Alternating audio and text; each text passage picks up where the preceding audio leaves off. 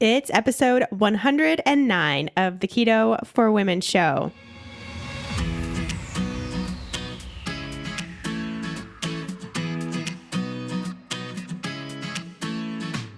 You're listening to the Keto for Women show. This podcast provides the tools you need to create your own expression of a healthy ketogenic lifestyle so you can stop obsessing and start living.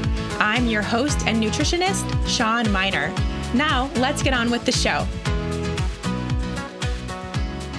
Let me take just a quick second here to tell you about another great offer coming from our friends over at ButcherBox. You all know by now that the quality of your meat matters so much to the health of your body, to your family's body, to your future health. The health and happiness of the animal you are consuming equals the health and happiness of your own body. That's really the simplest, easiest way to think about it. So you always want to make sure you can get the best quality meat for you and your family that you can afford. ButcherBox is the go-to source for the highest quality, best tasting meat sourced from these happy and healthy animals. And they've made it very affordable in order for you to get these meats delivered right to your door every single month. So you don't have to worry about sifting through the grocery store trying to find those meats that actually fit the bill. Because I can tell you from experience, it is becoming harder and harder to find these 100% grass-fed, grass-finished beef, the pasture-raised chicken, the heritage breed pork. You just can't find that in grocery stores these days. You can get this all at ButcherBox because they are doing it right and sending it to your door so you don't have to worry about it. The summer promotion from ButcherBox is out. For the month of July, they are offering new members burgers all summer. That means if you sign up today, you get a free package of 6 burgers. In every single box you get through October 15th. So you'll have fresh burgers with this awesome, amazing grass-fed, grass-finished beef all summer long, which I love burgers in the summer. What else would you possibly want to eat? It's the perfect time to grill those up. So head to butcherbox.com/KFW to get your free burgers all summer. That's 6 free patties in every single box through the entire summer up until October 15th. butcherbox.com/KFW. Hey, friends, welcome back. Thanks as always for joining us on this episode of Keto for Women. We're talking all about the toxins today. Another hot seat episode, this time all about non-toxic environments, how to create them, how to not stress about them, what to prioritize, all that good stuff. All of your questions that I asked for over on Instagram. We're going to get to all of those very soon. But first, we must say hi to Kristen. Why, hello. How's it going? It's great. It's hot seat time, which means I'm here. Let's go through some really quick announcements, which actually is only one, but there's 3 pieces to the one announcement. False advertising. I know. That was tricky. Well, what's happening is that now on my website, very first page, ShawnMiner.com, homepage, right there are 3 different opportunities for you to get 3 free guides from me.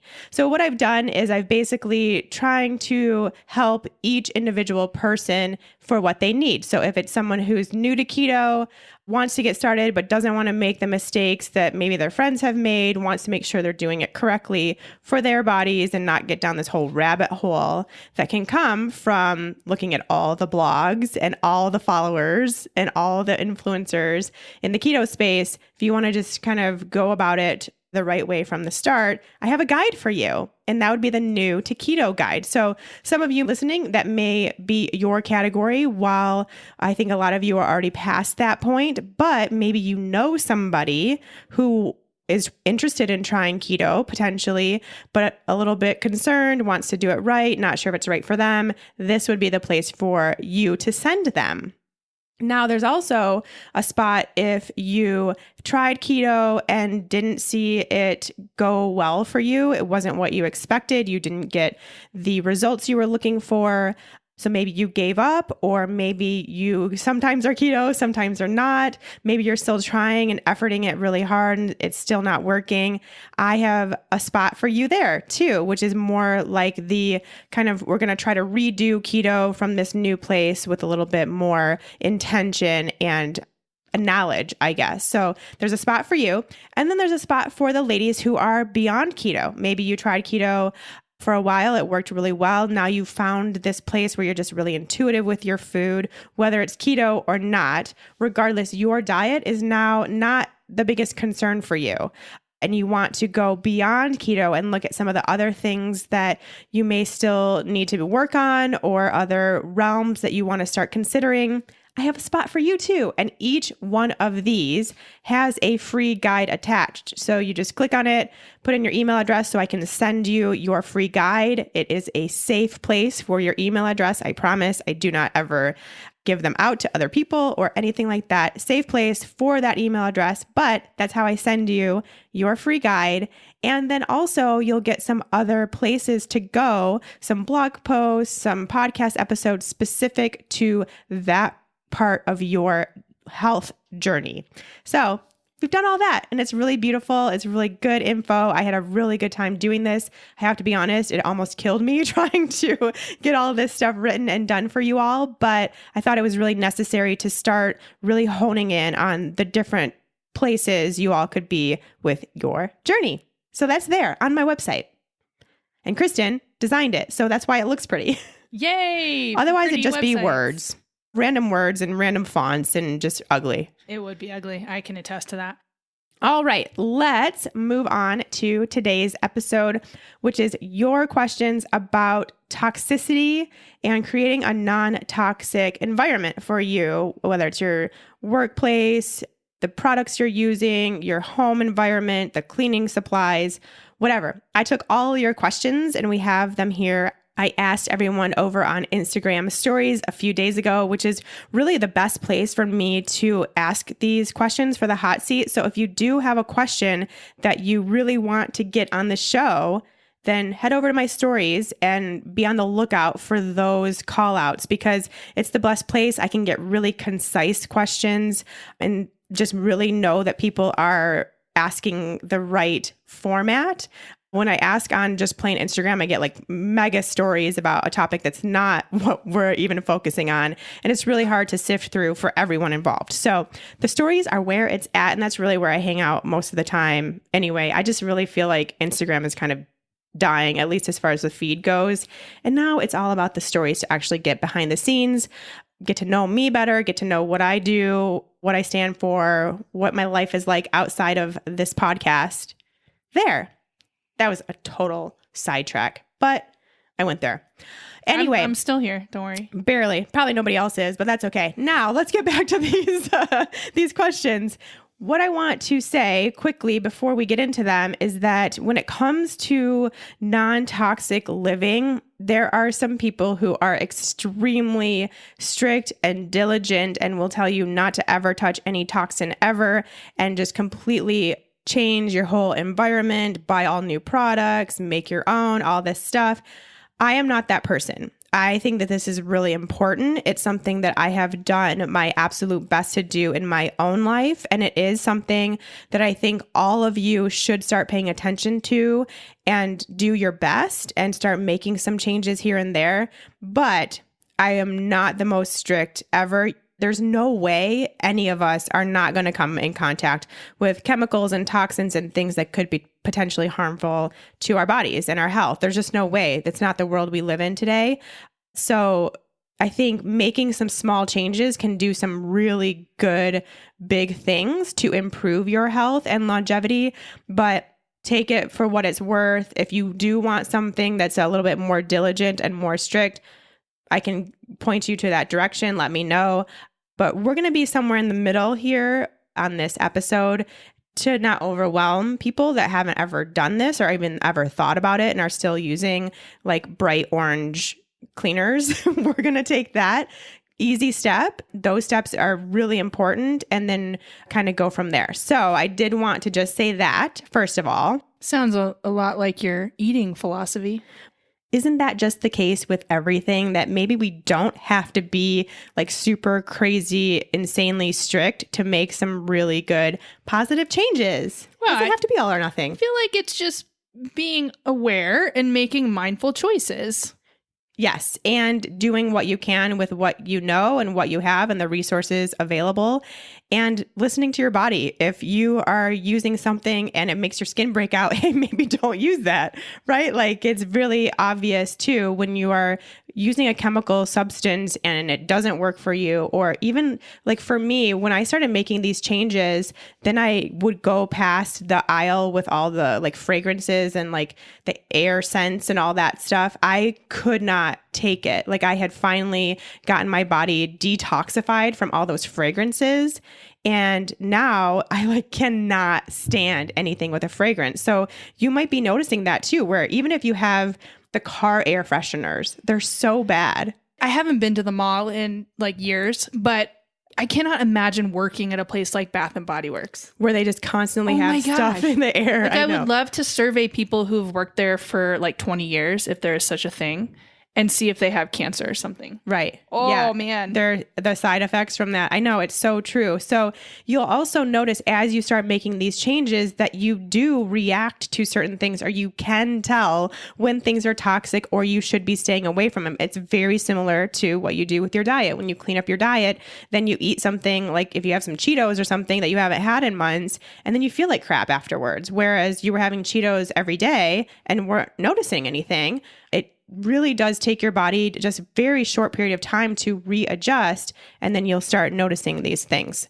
So what I want to go through quickly, it's so hard. Like, honestly, we could have an entire podcast, not episode, but an entire podcast with hundreds of episodes about non-toxic living and about the chemicals that are in things we use every single day, and about how the US does very little to regulate anything. So we live in a really toxic country and there's no regulation, or very little regulation. We could talk about that all day, every day for a very long time, which we're not going to do here because I do want to get to these questions. But I do want to highlight some of the, I guess, most common toxins and chemicals that are used in our products, whether they're cleaning products or beauty products, things that a lot of you are using every single day. I want to just highlight a few. I think there's like 6 or 7 here that are known to be very toxic and harmful to your health.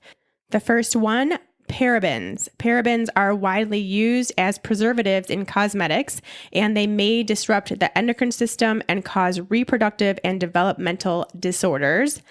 The next one are phthalates, which is very confusing because it starts with a PH that does not make a sound. Say that again. Phthalates. Phthalates? Phthalates.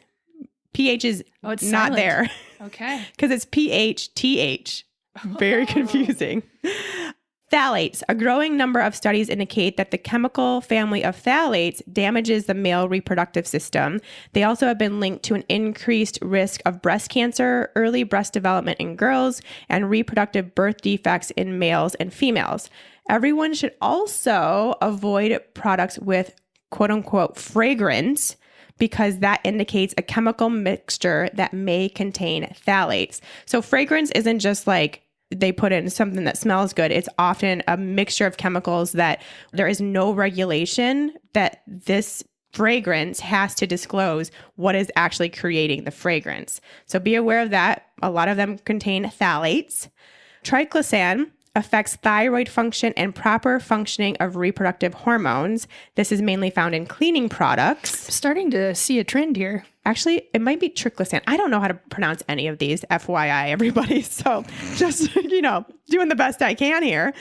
The next one, vitamin A compounds, which looks like retinol palmitate, retinol acetate, and retinol. Vitamin A, while it is an essential nutrient, is not necessarily safe for use on skin. Studies show that when applied to sun-exposed skin, these compounds can increase skin sensitivity. Sunlight breaks down vitamin A to produce toxic free radicals that can damage DNA. They are used in sunscreens, skin lotions, lip products, and makeup. Sodium lauryl sulfate, or SLS, it is an additive that allows cleansing products to foam. And it has been linked to cancer, neurotoxicity, organ toxicity, skin irritation, and endocrine disruption. Again, with that endocrine system. I tell you, man, the thing though, a good lather. Oh, I just love a good lather. Yeah, that foaming really does help to make you feel clean, but it's also doing some major damage. Dang. It's present in most body washes, soaps, shampoos, toothpaste, and laundry detergent. All those things we like to have foam. Look at that. It's not actually foaming because it's soap, which is a little scary. It's not the soap that's foaming. Synthetic colors, they start with F, D, and C and then have some sort of color and number. These are suspected to be a human carcinogen, a skin irritant, and are linked to ADHD in children. The European classification and labeling considers it a human carcinogen, and the European Union has banned it, which I think, there's another country doing something. We should maybe do that. Well, so this is stuff that's like, it's in food too, right? Like how they've banned mac and cheese, or the coloring, the yellow dye of mac and cheese, right? In the EU. Yeah. Ugh, gross. Yeah. I mean, anything that other countries are doing, it makes me very leery. And then, the US just sits here and doesn't do anything, which is scary. And then the last one, sunscreen chemicals, which there is a list of sunscreen chemicals that I cannot pronounce any one of them. So I'm not even going to try. But in typical sunscreens, they are endocrine disruptors and are believed to be easily absorbed into the body. They may also cause cellular damage and cancer in the body. So this is like your standard sunscreen, which now there are a lot of alternatives in a more natural realm. So those are the ones that I think are most common to be in some of your products and obviously most harmful. A lot of that stuff you can see toxicity, but also really messing with your endocrine system, which is not good, as we know, especially as women. Most of us are trying to heal and balance out our hormones, and we could be using products that are making that impossible. So keep that in mind as we go through these questions, that really that is one of my biggest concerns and why I made such a big deal about switching to non-toxic products for as much as I possibly could, was because I needed my hormones to balance out. I was having major hormonal issues at the time, and I don't have them anymore. I think it was a combination of many things, but I think changing over my products really helped with that, helped it along. All right, let's get to the questions. All right, we have a good one from Laura to kick this off. She'd love a ranking system of which products are the most important to switch first. Yeah, I love this question because, as I said, you may, even after that intro, want to be switching everything all at once, but it can be super overwhelming and really expensive. So I think it is important to remind you that it doesn't all have to be done at once, that you can take your time with this stuff, and any little bit helps so much. Getting a little bit of a ranking system here is going to help you know where to start looking as soon as this podcast is over.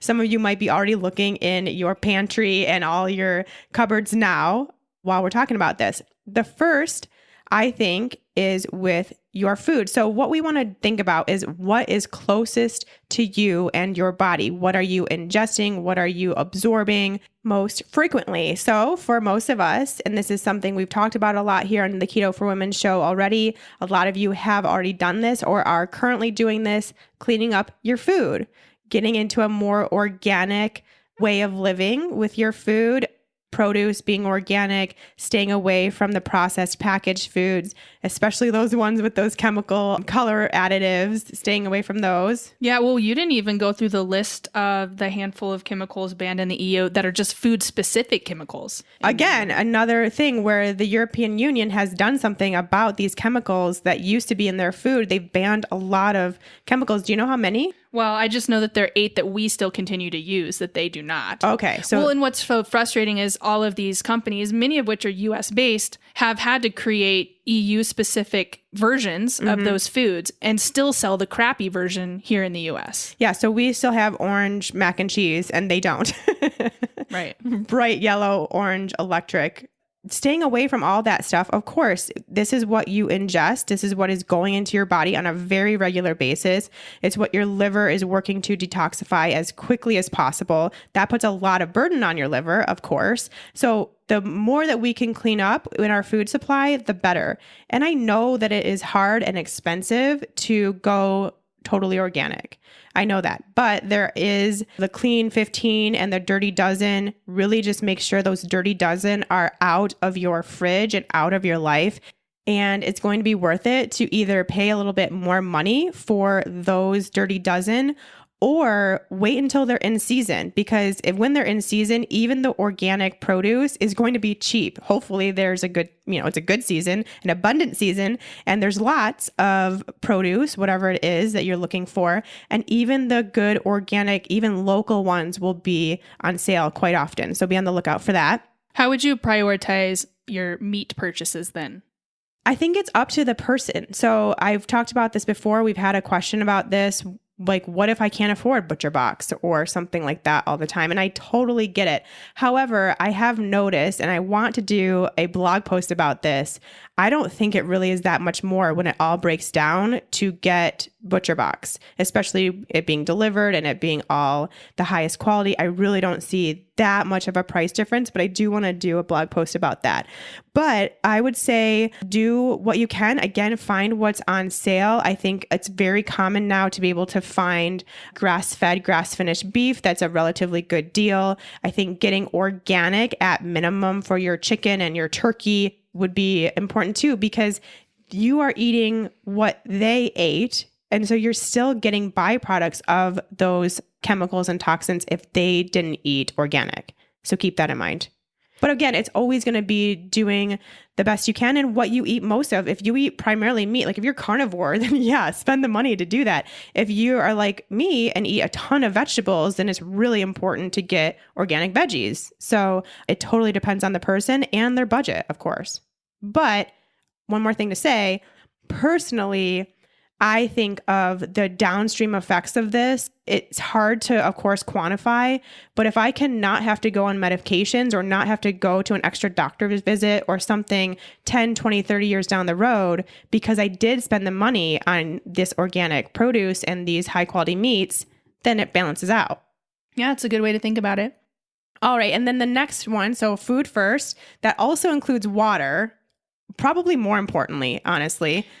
Yeah, that actually is another good place to invest. I mean, say is in a really good water filter. Think about how much water we are drinking every single day. And if you're just getting it out of the tap, then there's a good chance that it contains all kinds of chemicals, all kinds of heavy metals, really something to consider. You can get a water purifier pretty cheaply these days. I really like the Aquasana. I've recommended that a few times here on the show. We'll link to this. We'll link to everything that I recommend in the show notes. It'll make it a lot easier than trying to tell you where to go now. So we'll link to all this in the show notes. But I really like Aquasana. You can even get water delivery. But again, with your budget and what you find important, do the very, very best you can. If you can do something like a step above a Brita, that would be great. So Brita's, it takes away some things, but there's still a lot left in there when it goes through that filtration process. If you can find one step above that as a place to start, that would be great. Now, the next thing that you use the most and is closest to your body is your skin. What are you putting on your skin? It is the largest, most absorbent organ you have. So we really need to think about it. I mean, anything you are putting on your skin, whether it's moisturizer, soap, shampoo, anything that is touching your skin, you need to strongly consider and really look at the products you're using and see what you can do. We'll talk about some of that coming up, but start now. Go through everything in your bathroom, check the labels, and just see how you're doing. And if there's something, if you're almost out of shampoo, maybe the next time you buy something, it could be with a little bit more care and concern for the ingredients. And then after that, I say laundry, because laundry is going to touch your skin. Your clothes touch your skin, your sheets touch your skin. What are you using to clean the things that are going onto your skin? And the same thing with cleaning products. It touches your skin, plus you're inhaling, so it's getting into your environment, your air, your home environment. So I think that is next important. And then your life. Cleaning up your life, the toxic people from your life. Oh, snap. Which we're going to talk about. I mean, that could be anywhere. It depends on how toxic these people are. That could be the first thing before your food. I didn't know where you were going to go with this. Yeah. People are toxic. That's true. Very, very toxic. That needs to fit in there too. So that is my ranking system. Start with your food, then go to your skin, which includes makeup also, then go to laundry, then cleaning supplies, which those could kind of be grouped together if you can, and then your life. And also, I will say there are other things, of course, beyond this list, but also your fabrics and stuff too are really important, like your sheets, things that you're touching a lot. Start looking into getting organic fabrics in your life as well. It's kind of like the long-term view, like mattress, those kind of things you don't buy very often. And this is exactly what I did when I made the switch. The biggest reason why I did this was when I realized that my body was totally overburdened with mold. My liver was overworking itself trying to get rid of mold. So I needed to try to clean up my environment as much as possible. And I went 100% all out. Like, I did not have any chemicals in my house whatsoever. I really worked hard at this, and it really wasn't difficult. It was pretty easy. And I'm going to go through some of the things later that I did. This is the steps I took: the food, the skin, the laundry. And then I got the mattress and the sheets. Like, that was kind of, that step a few months down the road. So you were like clean slater. Very much so. Okay. I just wanted to feel better. I was so worried about my liver. So for me, I would say start to finish, and I guess it's never finished completely, but my process took probably 5 years of slowly, finding the stuff. I mean, it takes a long time to find, a good shampoo that you like and lotion that you enjoy. And I don't know, it was a long process to switch everything. And for me, I was willing to have ugly hair and terribly dry skin just to get those toxins out, because I was so worried that it was damaging my health. I was so desperate. So it can be, we have two different places here. You can be all in right now, right away, like go to the store as soon as we get done here, or you can be like Kristen and take a while. Either one is totally fine. No big deal. I'm a researcher. Yes, that is true. All right, let's move on. Okay, so any recommendations on affordable natural personal care products?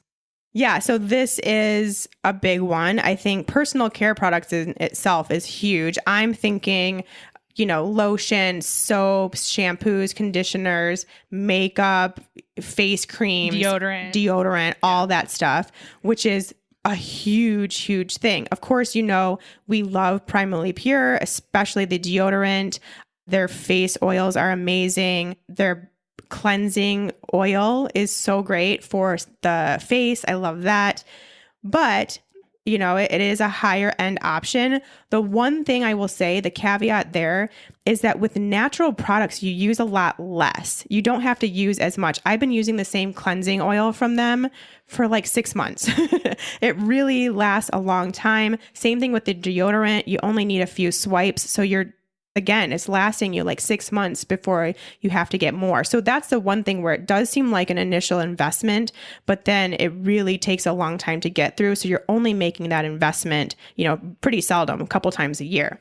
But what I will say is, and this kind of goes for everything we're going to talk about today, there are some amazing products that are very, very clean just out on the market today, out on the store shelves at Natural Grocers or Sprouts or Whole Foods. Yeah. Great stuff. In the last year, I have seen such a huge shift in that entire department, like the cosmetic department of grocery stores. Well, and it's like when we switched to using Primarily Pure deodorant, there really was nothing you could buy in a store. You had to order it online. And now there's all sorts of choices that you can just walk to the store and buy right there. I can't vouch for if they're good or not, but they're there. options. And that's one thing we need to bring up right here, right now, because this will take away all of your concerns, your woes, not knowing what to do, what to buy, what's actually good, what chemicals to look out for, and ingredients are good or bad. Go to ewg.org. That's all you have to do.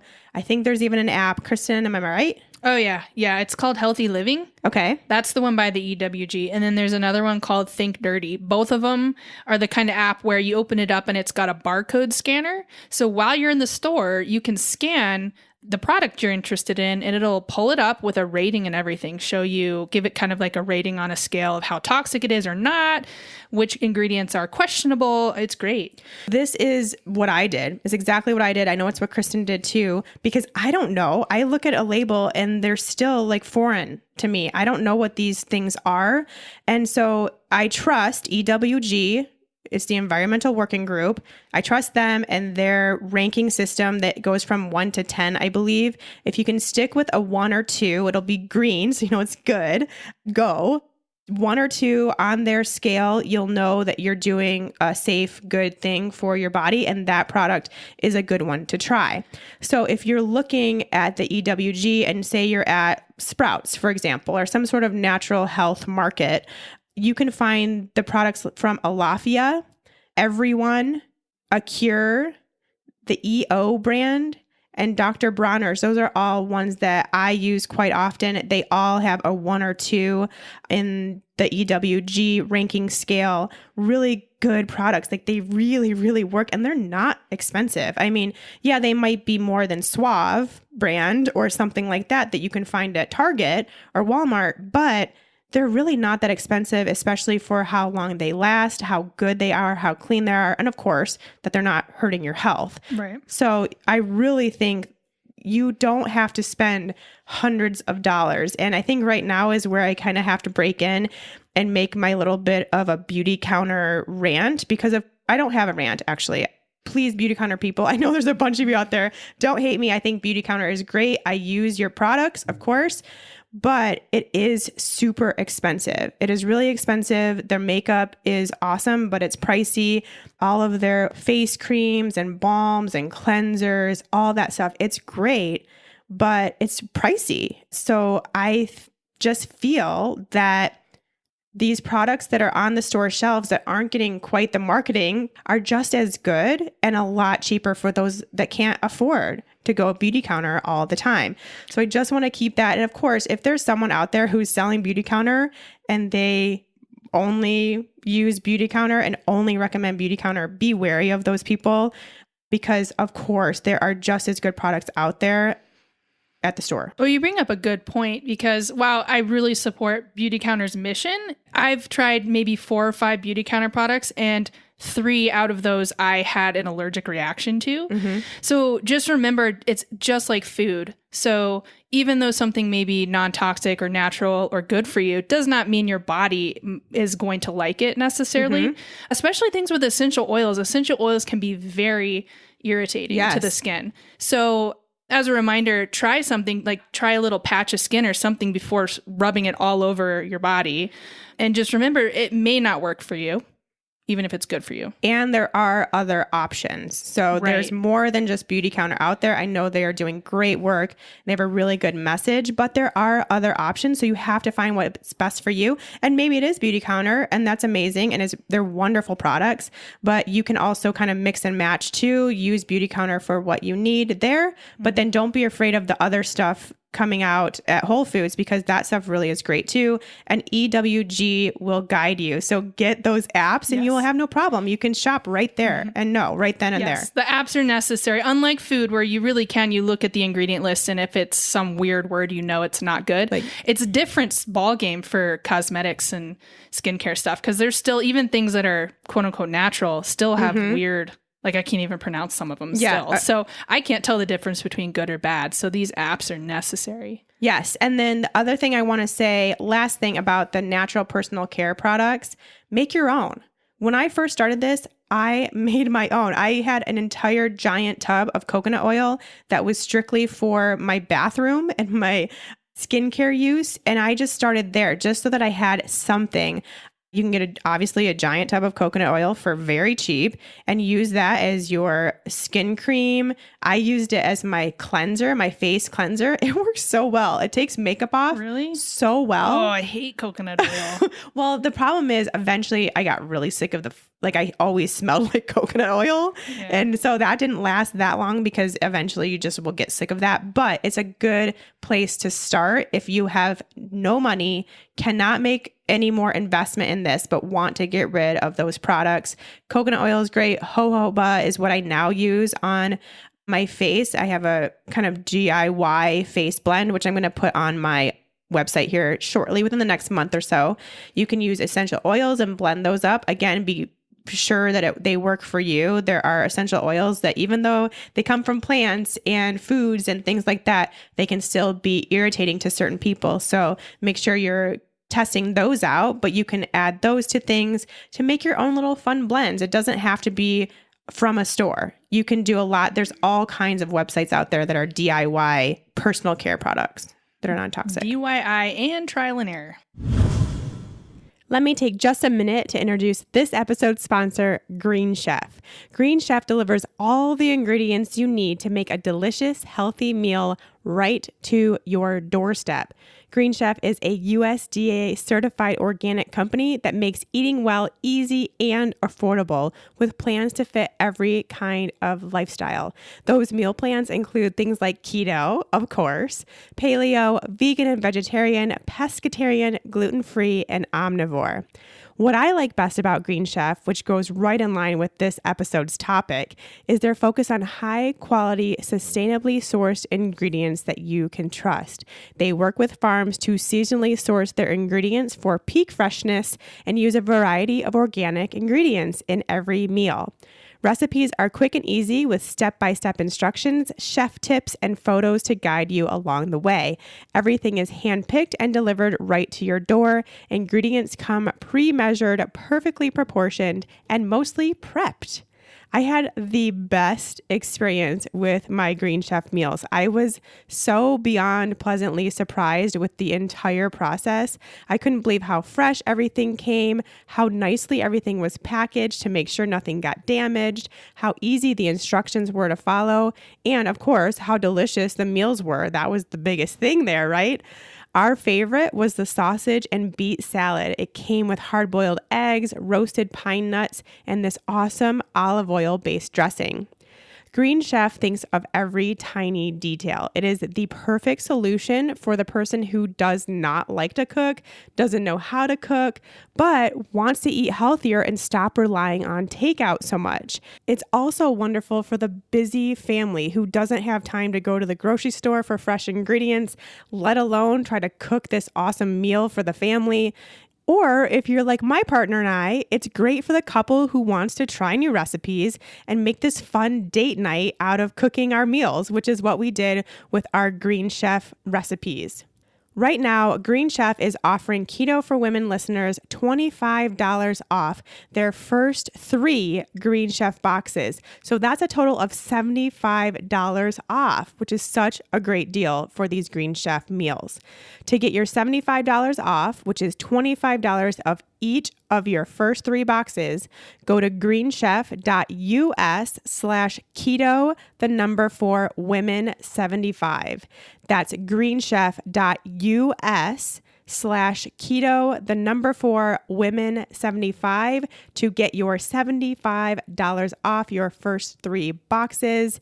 You will love your new meals. All right, next up from Stephanie, best products for non-toxic cooking and food storage. Ooh, I love this question so much. Again, this is something that I completely wiped out. As soon as I knew that basically my body was toxic, I was like, all right, I'm starting over, starting from scratch. I personally got a cast iron skillet because that is one of the best ones, and we'll go over that in just a second. But what I first want to talk about is what not to use. So the common non-stick cookware, which is like that black, shiny, sparkly stuff, is what it most commonly looks like. Those are made of perfluorinated chemicals, otherwise known as PFCs. PFCs have been linked with low birth weight, smaller size in infants, elevated cholesterol, abnormal thyroid hormone levels, liver inflammation, and a weakened immune system. So be wary of those non-stick cookware items. This is a good point to interject that our approach, as in the US approach, is innocent until proven guilty when it comes to chemicals in food, in products, in anything. So this is why before we talked about the EU banning stuff and it's still legal here in the US. And that's because our approach is kind of crappy in that we allow whatever until it's proven that it causes some sort of issue or cancer or disease. And even just being linked isn't enough. It's like it needs 30,000 different studies or double something. blind placebo, blah, blah, blah for 30 years. And even then, we're just going to turn a blind eye for a while. Yeah. So be wary, of course. Now, things that you can use. Cast iron, like I mentioned, I think is really great.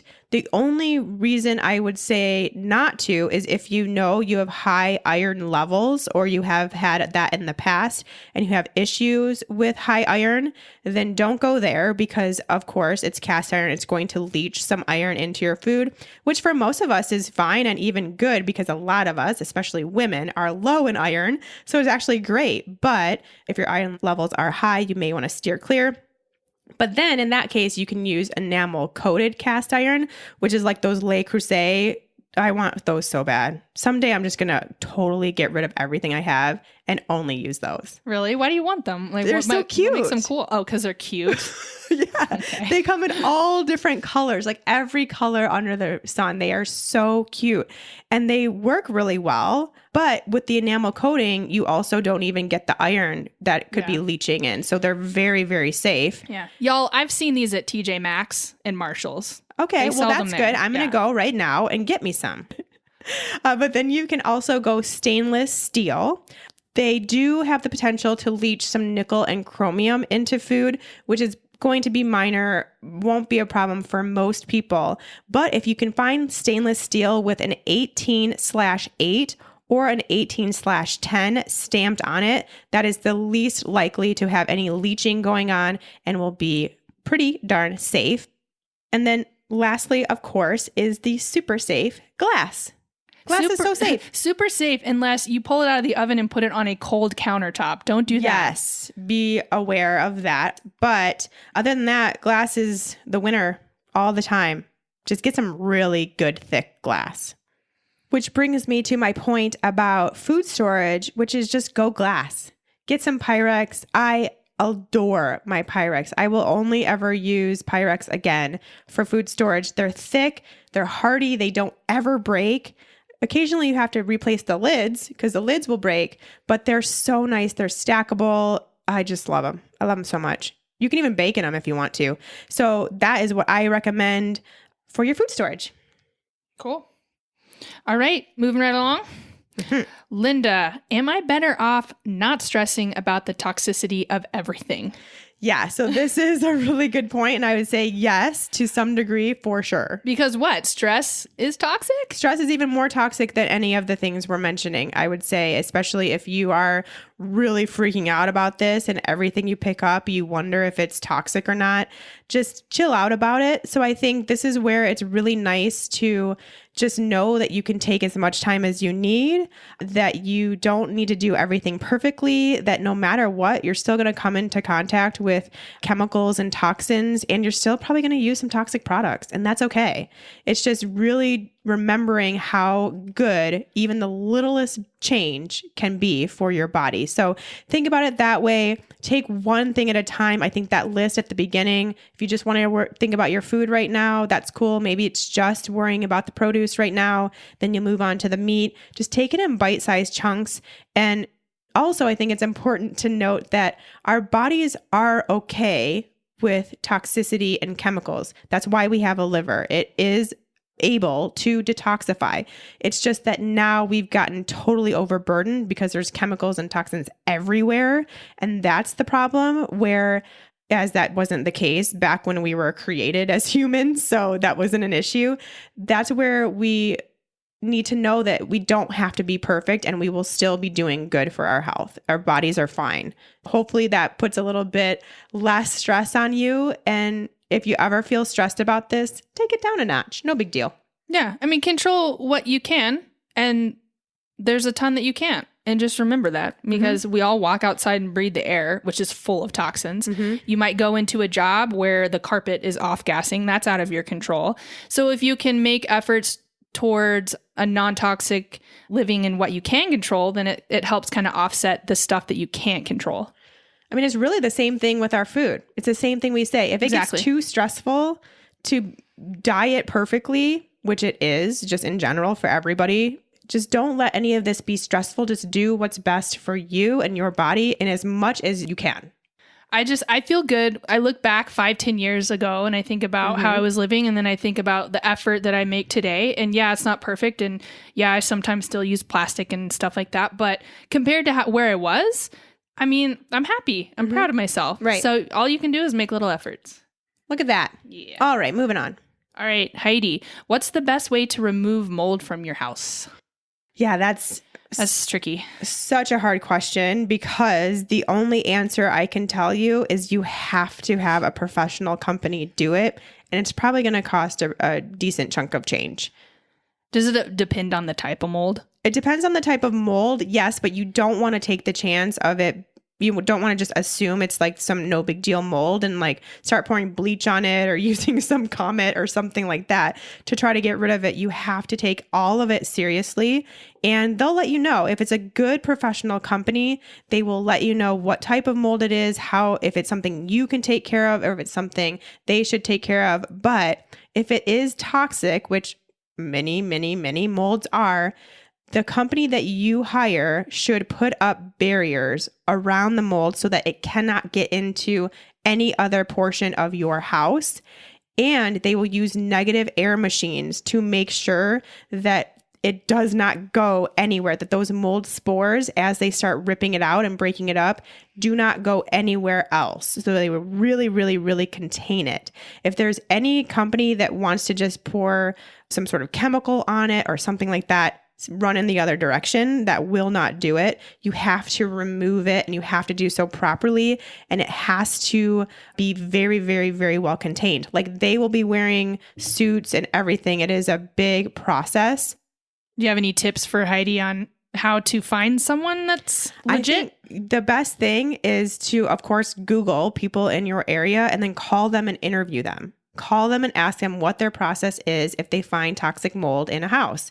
And that's exactly what they should say. They should say negative air machines.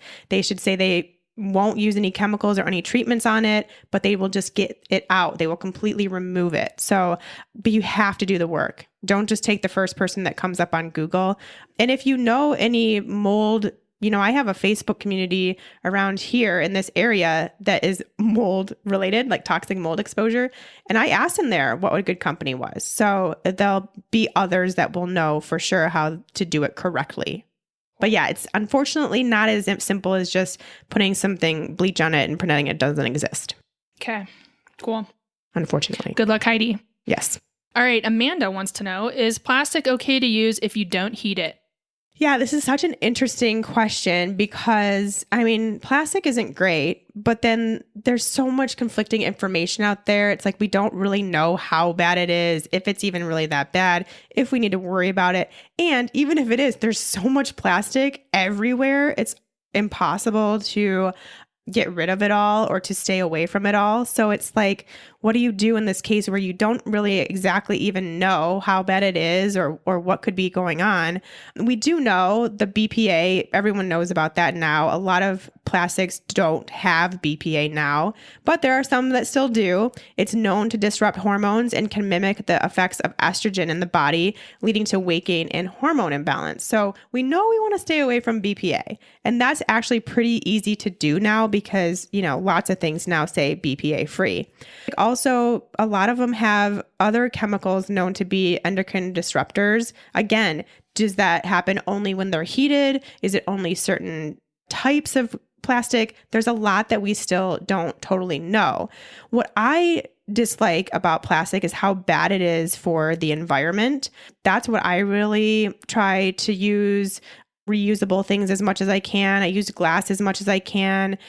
Here in Boulder, we don't even use plastic bags at stores or anything like that. We haven't for years now, I think. Probably 5 or 6 years. Oh, I don't think it's that long. Really? A couple, maybe 2 years. We have to pay to get plastic bags. It's 10 cents a bag. So everyone brings their own reusable bags. I think that's a really easy thing to do when it comes to plastic. But plastic takes a long time to break down. It can take up to 1,000 years to break down. So just think about that in terms of the environment, and maybe it'll make you think twice about using plastic at all. To Amanda's question, because I got onto a tangent, is it okay to use if you don't heat it? I mean, sure. If it is that point where it's like, this is all I have to store this thing in the fridge, I'm just going to use it, then that's cool. And then put it into something else before you heat it. But it's also a really easy switch to use glass. Yeah. I don't have answers to these questions I'm about to ask, but like what happens to plastic when you need to, say you store it in the fridge and you don't heat it in the microwave or something, but you need to wash it. Do you wash it in hot water? Do you put it in the dishwasher? That's Which hot. is hot. Like once you put plastic in hot or freezing does the same as well. If you put it in the freezer and that plastic starts to leach, like how long does it leach for? And if you put food into some kind of plastic that's been in the dishwasher but has cooled since, like, is that bad? Mm-hmm. You know, I don't know enough about. Well, and I don't think anybody really does. There's still so much out there that we don't know, that this is where, for me, and this is the case with everything that I've talked about with food and all this stuff in the Keto for Women show years, if there's something that I don't know for certain, I'm just not going to do it. I'm just better be safe than sorry. I'm going to stay away as much as possible. Again, I have plastic all around me, even right now. There's plastic everywhere. But if I can at least make that non-issue happen around my food and things I'm ingesting and using frequently, and especially because it's so easy to just get some Pyrex and put your food in there. Mm-hmm. Super easy thing to do. But also, just as a side note, bring your reusable bags to the store. PSA. Yeah. It makes such a big difference. Yeah. Right. All right. Let's move on. Okay. Well, it's this time of year, so this is a good question from Kara. Is there anything to get rid of mosquitoes besides DEET? There are things, yes. They are all actually, at least most of them, I think, are essential oils known to be really good at keeping the mosquitoes at bay. Now, I will say it totally depends, I think, on where you are, where you live, where you're staying, where you're visiting, whatever, because I've tried using natural when I was in Belize, and that did not matter. They couldn't care less. The place has insane mosquitoes. Relentless, huh? And we had to use DEET. That was the only way to even go outside. So unfortunately, and the same thing actually when I was in Bolivia, same exact thing. So there are places in the world, I think, that mosquitoes do not care. But if you're just in a place that it has normal amounts of mosquitoes and you're just trying to make sure you don't get a bite, then you can use essential oils like lemon eucalyptus is very effective, lavender, cinnamon, thyme, citronella, of course, which we all know mainly because of the candles, and tea tree are all really good at repelling mosquitoes. And probably some combination of that would be great. So if you already have essential oils, you can try to make your own. There are some natural ones out there, of course, too. Again, you can go to ewg.org and get a list of those, which is really nice. And if you're just vacationing in Belize and need to use some DEET, use it. And you'll be fine. Your body can detox from that once in a blue moon time that you need to use DEET or something that contains DEET, something that actually works. It's okay. Your body will get rid of that and you'll be fine. Just don't make it obviously like an everyday thing. Yeah. Well, it's like you said at the top of the show, frequency is one of the variables here. Yes, of course. All right, let's go with Jessie. Jessie, what are good brands of dish and laundry soap? Just found out that my naturals have SLS. Yes, and SLS was one of those ones I talked about up top at the beginning of the episode. I have a few brands that I really like. Again, ewg.org, or that were the names of the apps again. Healthy Living and Think Dirty. Yes, use those when you're out looking at the store. But I really, really love BioClean. I use BioClean for everything. For carpet stains too. BioClean is amazing. And highly recommend. With a K. Bio, Kleen. Again, we'll have all this stuff linked in the show notes. BioClean, I love for anything like that. Branch Basics, I'm still finding out more about Branch Basics. I just got their cleaning products. So using that and making sure I really, really love it before I tell you guys more. But so far, so good. Branch Basics is an option. Ecos is also great, something you can find on the stores pretty much everywhere. And 7th Generation, I also love too. Again, something you can find very widely in stores. I'm going to put a little caveat out there. Please do. So this is why I love the apps. Again, I'm like pushing these apps. But so for example, with Ecos, some of the products are good. They're in the green. And some of the products are yellow and red, which is like medium, like maybe avoid. Red, definitely avoid. So case in point, be sure to scan. Sometimes I think it's the product. Sometimes I think it's even the scent in this. It's like the same line, but a different scent. Not to make things like more complicated, but be aware. And we should also mention that for cleaning products in general, making your own is really great too. Use some vinegar, use some essential oils. It's so easy and really works. What's that scene in, what's that? My Big Fat Greek Wedding, where it's like Windex fixes everything? Yes. That's how I feel about vinegar. Vinegar really fixes everything. It really does. And then use some essential oils so it doesn't smell so bad. You're golden. It really does really make things shine. That's for sure. If you have stainless steel, use some vinegar and water. It's that easy. All right, moving on to Hannah. All right. Do you have any tips for washing raw meat off cutting boards and knives? I use bleach because I'm paranoid. Yes, this is a big, big, big one, especially when I talk about non-toxic cleaning products, because people don't understand how you kill germs and bacteria without using these toxic products, which I totally understand. But there is a common misknowledge, I guess, out there about using bleach and things like that to kill bacteria. It is actually not best to kill bacteria because you can create super bugs that are resistant to these methods of trying to kill bacteria. We don't want to kill it because it's just going to make them stronger. Instead, we just want to remove. We want to get rid of them. We want to remove them. And the best way to remove them is just with natural soap and a hot water combo. Just your good natural soaps that we talked about above with hot water will do to get rid of the bacteria and not try to kill them. And then if you do want, if you have things like cutting boards where raw meat has been and you want to take it the extra mile, you can use a natural disinfectant like the vinegar we talked about or hydrogen peroxide. Both of those will work for those tougher problems when you've had some raw meat around and you're paranoid. Get out the white vinegar or hydrogen peroxide, not together because they create some sort of not good situation. Chemistry. Science class. Yes, we don't want that, but you can use one or the other to use as a natural disinfectant. So I think that hopefully just puts some perspective on what we're trying to do. And actually all this use of these antibacterials, antimicrobials, all that stuff is just making it worse for all of us because now we get worse and worse and worse strains of bacteria present. So just get rid of them. Just wash them away. Just wipe them away. Don't try to make superbugs, please. We don't need superbugs. Hopefully that makes everybody feel a little bit better. All right, last question for today. Cool. We have one in from Kate. Has an interesting spin on this. She wants to talk about how to not fall prey to a toxic and negative work environment. How can I disconnect from a toxic environment that I otherwise enjoy?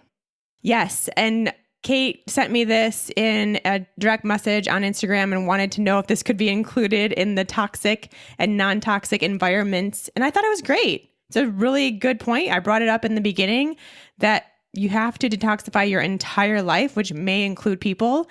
And your work environment is a really good example of this. So I don't have a ton of backstory, but we have enough to know that Kate supervises or is in charge of a group of ladies, and they tend to go to her with their complaints, their drama about each other, She just gets involved in a lot of the negativity and drama going on in her coworkers because she's the supervisor and she wants to continue her job. She loves it, but doesn't love this part of it. Yeah. Well, I think this is so great that you brought this up because it's applicable to so many situations, even besides work. So you could have maybe a toxic relative, like your mother-in-law, or a sibling, or there's so many situations in life where I feel relationship, like your own relationship. That's a huge one where you just kind of suck it up and deal with it when you shouldn't. Mm-hmm. Right? Yeah, exactly. Well, and Sean, I know you're into the energetic stuff, and I know Kate was wondering how could she disconnect from it, and I don't know if that's possible. I think maybe you could use that as a Band-Aid solution, but I think the energy is still there. So what else could she try? It kind of depends. I think you have a couple different paths to go. Of course, getting out of the environment is one, but obviously that doesn't seem like something she wants to do. She likes her job still, so you can't necessarily quit. Although if you don't like your job and you don't like the people around it, find another job. And I know you have experience with that. Yeah. And I ended up taking the quitting route because for me, that kind of stuff manifests physically. So once I started to have some health issues, I thought, man, I have to just get out of this. And quite frankly, I don't know for Kate, but in a lot of situations, that kind of a toxic environment in the office is deeply rooted in the culture, and it's very hard to change. And if you're working with people who legit like to gossip and are just into the drama, you're going to have a hard time changing that. So I think it's good for her to be aware of it and to take it seriously. And, my question back to her would be, if you do enjoy this job, like you say, if you could find a similar job elsewhere that's in a better environment, would you enjoy it even more? Mm-hmm. Yeah, true. It is, I don't know what her job is, but maybe it is possible that there is something else out there that's very similar, but a better culture, because yes, it is always baked in and it is hard to get out of. But for now, you being in the situation that you're in, I would suggest, really, I don't really know what else to do. And this is the case with pretty much anyone in your life that's toxic. You can either steer clear as much as possible, or you can try to talk to them and let them know how you're feeling. Let them know you don't want to be a part of their drama, or when they bring up such and such type of scenario or topic, you don't want to talk about that with them. It's a hard conversation to have, but it's also even harder on your body and your soul and your spirit and everything to be around these people. So it may be worth that hard conversation that, in order to get to where you want to be with your non-toxic environment. So in Kate's case, maybe it's a situation where she could have these ladies kind of hash it out with each other, like hold a meeting, talk to all of them at once, figure out what's really going on with this environment between each other, and have them start the conversations with each other so she can back out of this, so that you're building a good foundation for how they can communicate with each other, what's actually going on, what's bugging one with the other, and vice versa. And then from then on, they now know and feel comfortable going to each other. So you're kind of backing yourself out of being this third party by kind of, mitigating what's really going on and getting them to talk to each other. Mm-hmm. Yeah, I wonder if there's even someone else in the office who could take over that role, an HR person or somebody. But yeah, really, it should be the HR person. Yeah. Like, what kind of advice, Sean, would you have for someone where it's a similar situation, but more like, say a family member or relationship situation? Again, I think the best thing is to remove yourself from the environment. Now, super hard to do if it's a family member. If it's a relationship that you're in, really need to consider how that relationship is actually going, and if it's something that you can try to hash out, if it's worth it, whatever. But you still have to have that communication. You still have to have that conversation that is likely not going to be the most comfortable conversation you've ever had. But I think communicating how you're feeling, what you're trying to do, being as honest as you can while still trying to maintain some sort of relationship, but distancing yourself as much as you need to. Mm-hmm. It might just mean even not talking to them as much. If it's like your mother-in-law, but you feel like you have to call her every week, maybe don't. Yeah. Boundaries come into play here, I think. Yeah, what feels comfortable to you. But it is really, really hard. I think we all have had, and maybe probably a lot of us still have, someone in our life that's kind of toxic. Oh, yeah. And it is super hard to deal with. But Kristen, as you said, it does 100% all of the time manifest in health issues. It absolutely does. So it's something we need to take seriously. So I'm glad she asked this question. Yeah, me too. Don't downplay it. I would even go as far as to say that this part of detoxifying is the most important. Yeah, this might be number one. Yeah. This might be before your food. Right. It really, truly is. I wish we had a more solid, concrete answer as to exactly what to do, but it's just not that easy, except you have to honor yourself and your health and what you need and the space that you might need, and take care of you first. Do what you need to do. Yep. Wise advice. All right. We're going to wrap it up for today, ladies. Thank you all so much for the questions, for tuning in. I have decided while recording this in this past hour that I really, really am going to try very hard to get a blog post up soon after this airs with everything we just talked about and all the easy links and everything to go to so that you have a reference. So it may not be up when this airs, but be on the lookout for it very soon over on my website, and I'll announce when that's up too. So be on the lookout. All right, everybody, have a good week. We'll talk to you next week. Bye. Bye.